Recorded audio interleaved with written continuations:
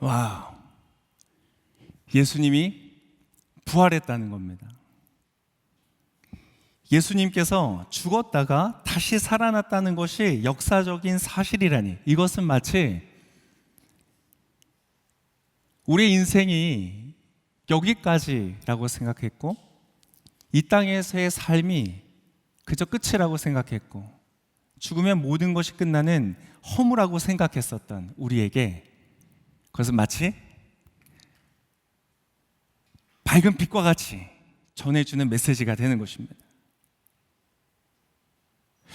예수님께서 부활했다는 것이 여러분에게 어떠한 의미로 다가오는지 모르겠습니다. 이것은 마치 내가 그토록 갈망했던 영원이라는 것이 진짜라는 것을 보여주는 것과 마찬가지입니다. 나는 마치 결혼할 때 이야기하는 것처럼, 사랑하는 사람을 만날 때 이야기하는 것처럼 나는 너를 영원히 사랑할 거야. 혹은 나는 영원히 기억되고 싶고 영원히 용납되고 싶고 영원히 사랑받고 싶은 그러한 영원을 향한 갈망이 우리 안에 있는데, 그래서 마치 우리가 이 땅을 살 때도 끝이 있다고 생각하고 살지 않고 마치 영원히 살 것처럼 살지 않습니까? 그러한 영원을 갈망했던 우리의 마음속에 정말 너의 그 바람대로 너희에게는 영원의 시간이 약속되어 있다는 것을 이 역사 속에서 사실로서 보여주는 사건이 된다는 것입니다. 여러분, 부활이 왜 우리에게 의미가 있느냐? 왜 그것이 가치가 있느냐? 그것은 로마서 8장 11절에 보면 이렇게 기록하고 있습니다. 예수를 죽은 사람 가운데서 살리신 분의 영이 여러분 안에 거하시면, 그리스도 예수를 죽은 사람 가운데서 살리신 분께서 여러분 안에 거하시는 자기 영으로 인해 여러분의 죽을 몸도 살리실 것입니다. 예수님이 죽었다가 무덤 안에 들어갔다가 다시 살아났다는 것이 왜 의미가 있는가? 그것은 바로 그분이 다시 사신 것과 같이 그분을 믿는 우리가 동일하게 다시 살 것을, 우리가 죽는 것이 끝이 아니라 그 위에 다시 살 것을 약속하여 주신다는 것입니다. 그래서 다른 성경에서는 예수님의 부활을 부활의 첫 열매라고도 말합니다. 여러분, 우리는 이 땅에서 육신을 벗는 죽음을 한번 경험할 것이지만 그 이후에 여러분의 삶에 부활이 있다는 것을 여러분 기억하십시오. 여러분이 사랑했던 사람, 저는 저의 어머니가 지금 천국에 계십니다. 저는 다시 만날 것을 기대합니다. 여러분이 사랑했던, 여러분을 사랑했던, 여러분이 고마웠던, 여러분이 고마움을 표현하고 싶었던 그러나 미처 하지 못했던 그 모든 사람들을 여러분 부활 후에 다시 만나게 될 것입니다. 여러분, 얼마나 멋진 소식입니까? 근데 여러분, 우리가 부활에 대해서 오해할 때가 많은 것 같아요. 제가 재미있는 얘기 하나 해드릴게요. 재미있는 얘기 하나 들어보시겠어요? 안 들으실 거예요? 네. 예수님께서 천국에 계셨습니다. 천국에 베드로가 천국 문을 지키고 있었는데 어느 날 갑자기 화장실에 가고 싶은 거예요. 그래서 예수님한테, 예수님 잠깐 천국 좀 지켜주세요. 그리고 이제 갔습니다. 예수님이 이제 대신 이렇게 지키고 있는데 저 멀리서 한 할아버지가 이렇게 눈이 잘 안 보이는지 더듬더듬하면서 천국 문을 향해서 오시는 거예요. 그래서 예수님 얼른 나가서, 아유 어르신 어떻게 오셨어요? 이름이 어떻게 되시나요? 물어봤는데 할아버지가 그러시는 거예요. 제가 나이가 많이 먹어서 이름이 기억이 안 나고 내가 이 세상에 있을 때 목수였다는 거야. 그리고 내 아들이 세계적으로 아주 유명한 아들이래요. 예수님이 갑자기 마음에 아버지구나, 요셉 아버지구나. 그래서 눈물이 그런 거라서 손을 덥석 잡으면서 아버지 그랬답니다. 그랬더니 할아버지가 흠칫 놀라더니 손을 더듬더듬 예수님의 얼굴을 잡더니 이렇게 물어봤대요. 피노키오냐? 여러분, 우리가 부활에 대해서 굉장히 오해합니다. 부활이라는 것이 죽은 이후에 내가 경험하는 어떠한 것이라고 생각해요. 그렇게 오해하는 이유가 무엇이냐면 죽음에 대해서 오해하고 있는데요. 죽음은 우리 인생의 끝에 어느 시점에, 그것이 노화로 이루어지든 사고로 이루어지든 질병으로 이루어지든 내 인생의 끝에서 맞이하는 것이 죽음이라고 생각합니다. 근데 여러분, 사실 그렇지 않습니다. 우리의 몸은요, 우리가 알지 못하지만 날마다 죽음을 향해서 이루어져 가고 있습니다. 노화가 되어져 가고 있습니다. 저는 언제 그걸 느끼냐면요, 자고 일어나는데 얼굴에 베개 자국 남잖아요. 어느 날부터 이게 원상태로 돌아오는데 시간이 걸리는 거예요. 슬프죠. 피부가 탄력을 잃어가는 거예요. 여러분, 그렇게 우리의 몸은 점점 죽음을 향해서 가게 되어집니다. 여러분, 우리의 육신만이 아닙니다. 우리의 내면도 마찬가지입니다. 어렸을 때 꿈을 가지고 살아가다가 인생의 고난을 만납니다. 어려움을 만납니다. 때때로는 배신을 만납니다. 때때로는 실패를 만납니다. 그러면서 우리 내면 안에 어떠한 것들이 죽기 시작합니다. 내 인생을 향한 기대, 내 인생을 향한 믿음, 때때로는 어떤 위기 속에서요, 우리의 정직성이 죽기도 합니다. 우리의 도덕성이 죽기도 합니다. 나의 사랑, 나의 열정, 나의 기쁨이 죽기도 합니다. 우리는 인생을 살아가면서요, 날마다 죽음을 경험하면서 살아가는 것이에요. 죽음은 나의 인생의 끝에 어딘가에 있는 것이 아니라 내가 살아가는 모든 과정이 죽음 아래에서 죽음을 향하여 가고 있는 것이 바로 인생이라는 것입니다. 우리는 죽음에서 피할 수가 없는 것처럼, 근데 여러분, 성경은요, 죽음의 실체에 대해서 더 강력하게 이야기를 합니다. 죽음은 로마서 5장에 보면 이렇게 표현되어 있습니다. 죽음이 왕노릇한다 라는 표현이 있습니다. 그리고 히브리서 2장에서는요, 죽음의 권세로 인하여서 우리가 종노릇한다 라고 표현하고 있습니다. 그러니까 죽음이라는 것이 단순히 호흡이 멎고 맥박이 멈추는 어떠한 그러한 상태를 말하는 것이 아니라, 이 사람은 죽었습니다 라고 선언하는 어떤 상태를 묘사하는 말이 아니라, 이것은 영적인 실체로서 우리를 사로잡고 있는 그 어떠한 것이다 라고 말하고 있습니다. 그래서 성경에는 마지막 때에 마지막으로 심판을 받는 것이 바로 이 죽음이라는 것이다 라고 성경은 기록하고 있습니다. 오늘 그 깊은 영적인 의미를 다 말해드릴 수는 없지만, 여러분, 이것은 무엇을 말하는가? 우리 모두가 죽음의 그림자에서 벗어나지 못한다는 것입니다. 마침내 우리가 모든 사람이, 어떠한 사람이든, 돈이 많든 권력이 있든 잘생겼든 어떠한 조건과 상관없이 인생의 끝에 모두가 죽음을 피할 수 없는 것처럼, 우리가 인생을 살아가는 그 과정 속에서도요, 이 죽음 아래의 영향력 아래서 그것을 극복하지 못한 채 살아가고 있다. 그것이 바로 성경이 말하는 죽음이라는 것입니다. 정리하면, 죽음은 나의 인생의 끝에서 만나는 것이 아니라 나의 삶에 지속적으로, 그것도 아주 강력하게 나의 삶에 영향력을 끼치고 있는 그 어떠한 것이다. 그 죽음의 그림자에 증상들이 있습니다. 어떠한 증상들이 있을까요?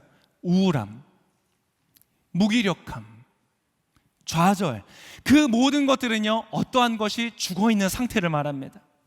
분노, 의심. 그래서 내가 나로서 존재하고 나에게 주어져 있는 24시라는 시간 안에서 내가 살아갈 수 있는 나의 모습대로, 내가 원하는 대로 아름다운 모습으로 살아가도록 하는 것을 제한하고 나를 붙잡고 있는 그 어떠한 것이 바로 죽음이라는 것입니다. 오늘 예수님께서 부활하신 것이 어떤 의미가 있는가, 어떠한 가치가 있는가? 여러분, 예수님께서 그 죽음의 모든 권세를 이기셨다는 것입니다. 여러분, 그래서 그 부활이 우리에게 가치가 있는 것입니다. 여러분 안에는 어떠한 죽음이 있습니까? 그래서 여러분, 모든 사람마다 안에 무덤을 갖고 살아갑니다. 자기 내면 안에 무덤이 있습니다. 여러분의 무덤 안에는 무엇을 묻어두셨습니까? 어떤 사람은 사랑을 묻어둔 사람도 있고요, 어떤 사람은 기쁨을 묻어둔 사람이 있어요. 그 무덤 가운데서 벗어나지 못하고 있는 것입니다. 때로는 너무 오래되어서 눈물도 분노도 그것에 대한 감각 자체를 잃어버린 것 같은 그러한 무덤이 있다는 것입니다. 여러분의 인생의 무덤에는 무엇을 묻어두셨는지 궁금합니다.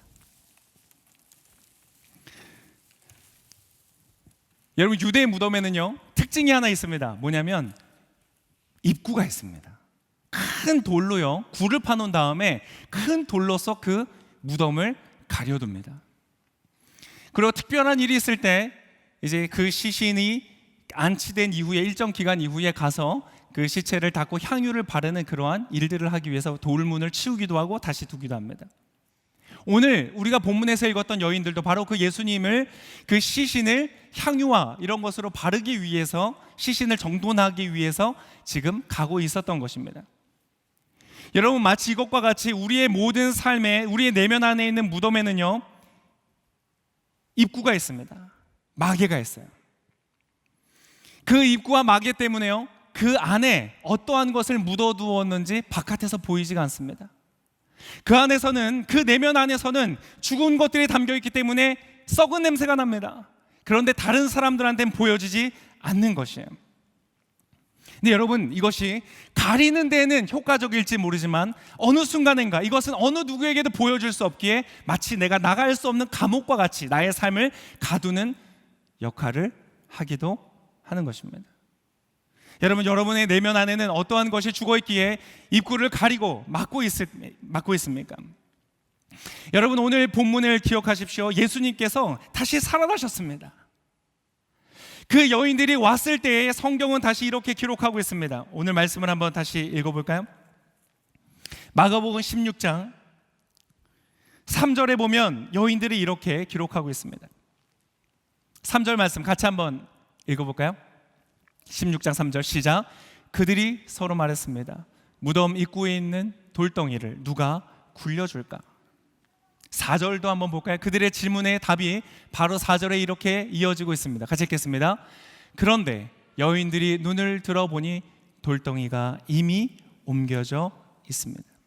여러분, 그들의 알기 전에, 그들이 믿기도 전에, 사실 여러분 예수님이 부활하셨다는 것을 이 여인도 모르고 있어서 심지어 전혀 기대하고 있지 않았어요. 혹시나 예수님이 부활했을까라고 여러분 생각조차 하지 않았어요. 여러분 놀랍지 않습니까? 예수님의 그 많은 기적을 보았는데요, 어느 한 제자도 기대하지 않았습니다. 왜 그랬을까요? 그들이 목격하였던 죽음이 너무나 처참했고 너무나 선명했기 때문에, 모든 사람들에 의해서 확증된 죽음이었기 때문에 여러분 다시 살아날 거라는 기대하지도 하지 않았습니다. 여러분, 혹시 여러분 내면 안에, 여러분의 인생 안에 어떤 것이 죽어 있어요? 그런데 다시 살아날 거라는 기대조차 전혀 하지 않는 분들이 있다면 여러분, 오늘 여러분에게 기쁜 소식을 전해드립니다. 예수님의 무덤은 비어 있습니다. 그렇기 때문에 여러분, 그분의 부활이 우리의 부활이기 때문에 여러분의 인생의 무덤에도 여러분 더 이상 어떠한 것으로 채워놓을 필요가 없습니다. 여러분의 무덤은 이미 비어 있을 수 있습니다. 그래서 오늘 제가 여러분에게 이렇게 증언하고 싶습니다. 여러분 앞에 있는 무덤을 찍고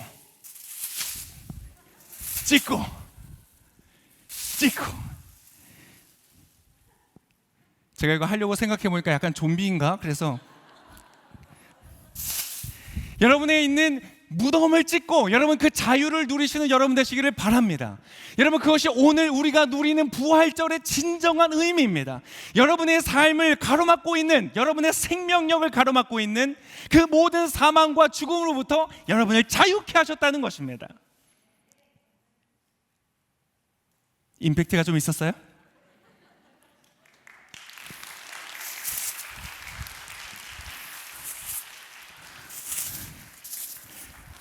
정리가 좀 필요한 것 같아요.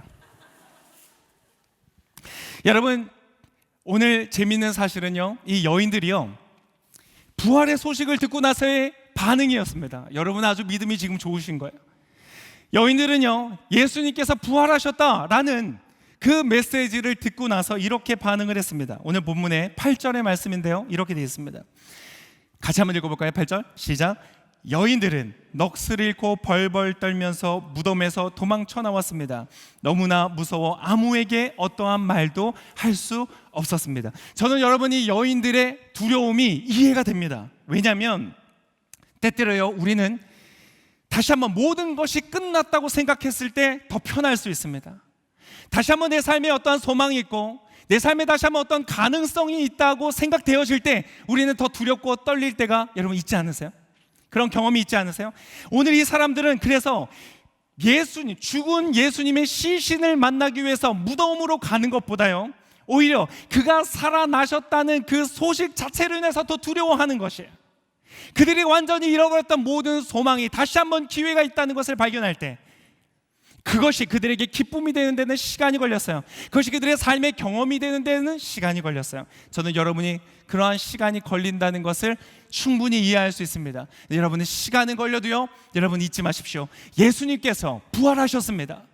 예수님의 무덤은 이제 비어 있습니다. 그것은 동일하게 여러분에게 메시지를 주는 것입니다. 여러분은 다시 사는 것입니다. 게다가 여러분, 그분이 이렇게 말씀하셨습니다. 7절에 보니까 예수께서 너희보다 앞서 갈릴리로 가실 것이다 이렇게 말했습니다. 여러분, 왜 하필 갈릴리로 가실까요? 저라면 다시 예루살렘으로 갈 것 같아요. 예수님이 예루살렘에 입성할 때 사람들이 호산나 다윗의 왕이여 다윗의 자손이여 막 환호했었거든요. 그런데 정치적인 세력에 의해서 모함을 받고 불법 재판을 새벽에 받고 십자가에 못 박히신 거거든요. 복수하러 가야죠. 야, 나 십자가 못 박은 애들 다 나와. 예루살렘으로 저 같으면 갈 것 같아요. 근데 여러분, 아무도 찾지 않는 저 구석에 아주 작은 시골 마을이었던 갈릴리로 가신대요. 그 부활을 축하하고 기뻐하기 위해서 아무도 찾지 않는. 여러분, 왜 갈릴리로 갔을까요? 갈릴리는 베드로를 처음 만나셨던 곳이에요. 모든 것이 시작되었던 순간이에요. 예수님의 사역이 산상수훈이라는 복된 가르침이 이루어졌던 곳이 바로 갈릴리예요. 여러분, 우리가 부활하신 예수님을 경험할 때 예수님께서 우리의 삶을 어디로 인도하시는지 아세요? 우리의 삶의 시작으로 인도하세요. 부활은 지금부터 경험하는 새로운 삶의 역사일 뿐만 아니라 내가 걸어왔던 모든 삶의 과거를 다시 한번 돌아보며 재해석하게 하는 능력이 되기도 합니다. 내가 과거에 경험했던 실패라고 불려왔던 것은 더 이상 실패가 아닌 것을 깨닫게 되는 거예요. 여러분, 그것을 깨달으시기를 축복합니다. 여러분의 삶의 과거에 경험했던 상처와 아픔은 그냥 상처와 아픔으로 기록될 것이 아니라 하나님을 경험하는 새로운 간증의 역사, 새롭게 하나님을 자랑하는 소재와 이야기거리가 될 것을 믿습니다. 오늘 예수님은, 부활하신 예수님은 여러분의 삶의 갈릴리와 같은 곳으로 여러분을 찾으러 가십니다. 여러분을 만나러 가십니다. 여러분, 그 예수님을 만나고 싶지 않으시겠어요? 그분을 경험하고 싶지 않으세요? 오늘 이 사람들이 경험한 것처럼 더 이상 죽음이 나를 사로잡지 않고 넘치는 생명력으로, 오늘의 말씀의 제목과 같이 갇히지 않는 생명력이 내 안에 있음을 믿고 이제 나아가는 것입니다. 여러분, 그것을 어떻게 누릴 수 있을까요? 내일부터 직장에서, 여러분의 삶에서, 관계 속에서 여러분이 경험하는 어떠한 여러분을 압박하는 죽음과 같은 사건들을 만난다고 할지라도 여러분, 제한되지 않고 자유롭게, 당당하게, 담대하게 어떻게 그 길을 걸어갈 수 있을까요? 그 갇히지 않는 생명력을 누리면서 기뻐하고 감사하고 행복해하면서 여러분, 어떻게 생명력 넘치는 삶을 살 수 있습니까?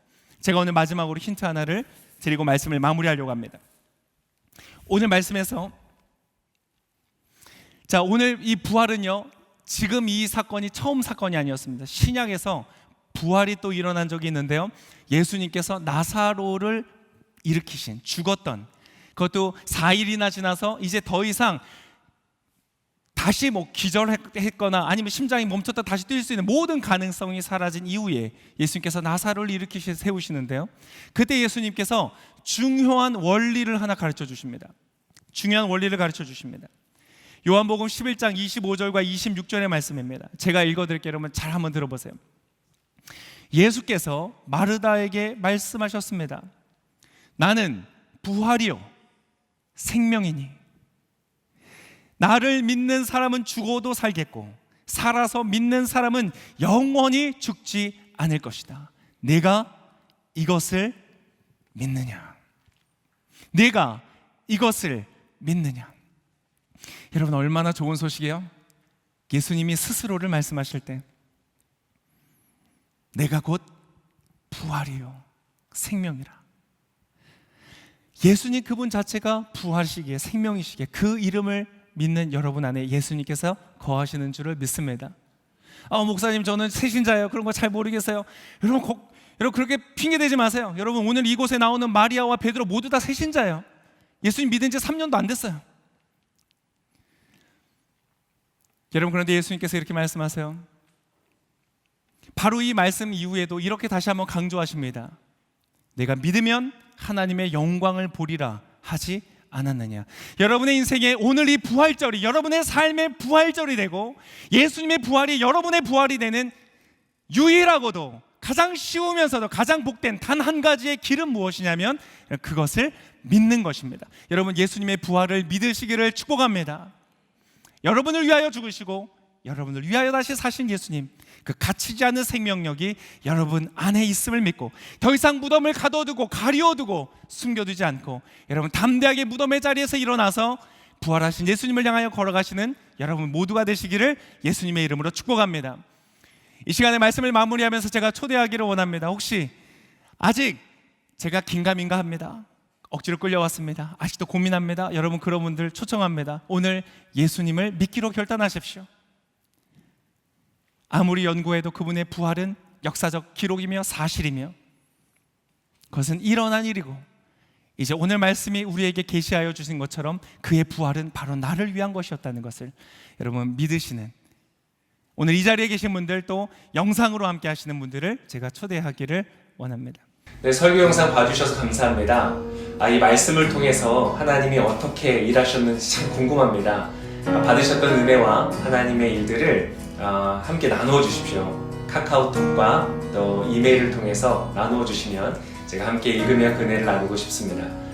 이 영상 봐주셔서 참 감사드리고 행복한 하루 되십시오.